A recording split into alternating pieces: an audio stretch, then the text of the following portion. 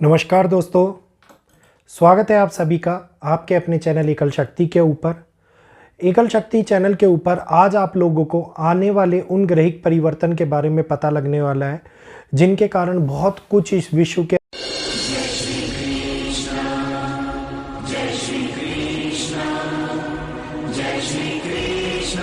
अंदर दुनिया के अंदर घटित हो सकता है और जिन ग्रहों ने अपनी चाल चल दी है उनके विषय में थोड़ी सी जानकारी आप लोगों को इस वीडियो के माध्यम से मिलने वाली है कि आगे उनके बदलावों का असर हमारे जीवन के ऊपर, हमारी सभ्यता के ऊपर, इस प्रकृति के ऊपर क्या क्या पड़ने वाला है और किस प्रकार से पड़ने वाला है।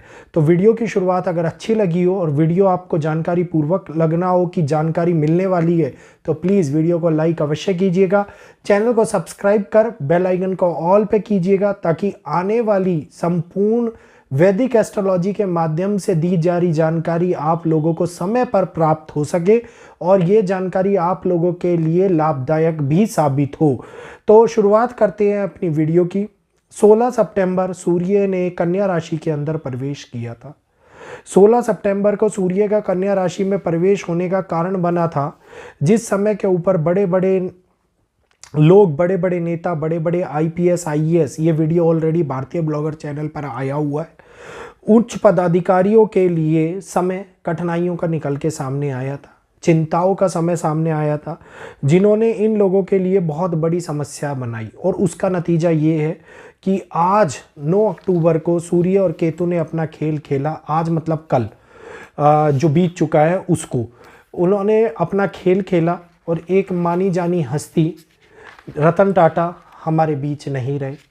बहुत दुख हुआ और इनके जैसा व्यक्ति ना कोई था ना कोई हो सकता है, क्योंकि जिस प्रकार से इन्होंने अपने संपूर्ण जीवन के अंदर कार्य किया, संपूर्ण जीवन को देश के प्रति न्यौछावर किया, एक आर्मी मैन ना होते हुए भी इन्होंने जीवन के अंदर बहुत सारी चीज़ों को व्यवस्थित रूप में लेकर के आए, भारत के लिए चीज़ों को आगे बढ़ाया। तो ये समय अब बदलाव का समय है जिसने नई पीढ़ी को ये दिखाया है कि एक आगे बढ़ने का कारक, एक आगे बढ़ने का समय जिसने पुरानी चीज़ों को पीछे छोड़ना स्टार्ट कर दिया है, ये दिखाई दे रहा है। इसके बाद में गुरु ने अपनी वक्री चाल चली है 9 अक्टूबर को ही। 120 दिन के लिए गुरु जो ये वक्री चाल चलने जा रहे हैं, ये वो समय लेकर के आ रहे हैं जो 2025 तक हर चीज को तेजी से नहीं, धीरे धीरे, आराम आराम से, बहुत बड़े नुकसान के साथ, बहुत बड़े परिवर्तन के साथ बदलाव का कारक लेकर के आएगा। ये बदलाव करेगा स्थितिक और सामाजिक प्रणाली के अंदर। ये बदलाव का कारक बनेगा धर्म और अधर्म के मध्य में। ये बदलाव का कारक बनेगा कम्युनिटी में। ये बदलाव का कारक बनेगा मौसम के अंदर आने वाले परिवर्तन में, जिसका संक्षिप्त उदाहरण आप लोगों को थोड़े ही समय के अंदर देखने को मिलने वाला है। 10 अक्टूबर आज का दिन, बुध का तुला राशि के अंदर प्रवेश। बुध ने जैसे ही तुला राशि के अंदर प्रवेश किया है, बुध और शुक्र का योग बन गया है और जो त्रिग्रही योग था जिसमें सूर्य और केतु अब अलग रह गए हैं, वो अपनी पावर दुनिया के अंदर सूर्य और केतु का प्रभाव दिखाते हुए नजर आ रहे हैं। इसमें नेगेटिव फेस की उत्पत्ति होती हुई नजर आ रही है।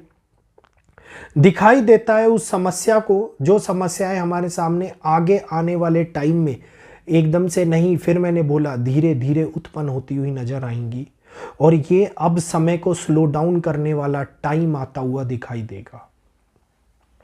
वाणी कारक बनेगी हर मुद्दे का उठने का, वाणी कारक बनेगी हर बुराइयों के उठने का। वाणी के कारण उत्पन्न होने वाले पड़ाव विवरणतः तौर के ऊपर कई प्रकार की कठिन परिस्थितियों को, मनुष्यों को फंसाते हुए नजर आएंगे। किसी ना किसी ऐसी बयानबाजी जो मीडिया की सुर्खियां बन जाए, ध्यान दीजिएगा, ऐसी बयानबाजी जो मीडिया की सुर्खियां बन जाए और भारत के लिए करी जाए, इस प्रकार की बयानबाजी से भारत को भी मीडिया वॉर, मेरा ये शब्द याद होगा आप सभी लोगों को, मीडिया वॉर जैसे हालात उत्पन्न होते हुए नजर आएंगे और देश की छवि को मैला और दूषित करने वाला बयान जो कि बहुत बड़ी समस्याओं को उत्पन्न करे उस देश के लिए आगे आता हुआ आप लोगों को स्पष्ट रूप से दिखाई देता हुआ नजर आएगा। खास तौर के ऊपर याद रखिएगा, चाइना और जापान, ये दोनों ही देश आप लोगों को आगे सुर्खियों के अंदर आते हुए नजर आने वाले हैं। 13 अक्टूबर को शुक्र जो अलग तरीके से एक नया मोड़ दुनिया के अंदर लाते हुए दिखाई देंगे, महीने को एक हाफ जो कहते हैं ना कि 2 भागों के अंदर बांटते हुए नजर आएंगे। और ये समय चिंताओं का, ये समय खराब प्रणाली को व्यवस्थित करने का, ये समय उस दुनिया के अंदर आने वाले उस माया के, उस मोह के कारक को, जिसके अंदर दुनिया शांति व्यवस्था स्थापित करना चाहे कर भी सकती है इससे पहले, लेकिन अगर ना कर पाए तो अस्थिरता की ओर, अशांति की ओर बढ़ते हुए कदम को कोई रोक नहीं पाएगा।